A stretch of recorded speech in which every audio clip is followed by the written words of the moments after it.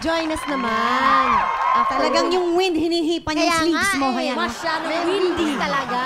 Bete Midler, Bete Midler. Oy, anong kwento ninyo kanina? Parang masarap. Hindi, pinakinggan ka namin. Ikaw naman. Hindi ata pwede sa TV yung Hindi pinagkukwento. pwede sa TV. Tsaka nagre-reminis lang kami. Ayaw mo pakita. Bakit mo reminisce kasi?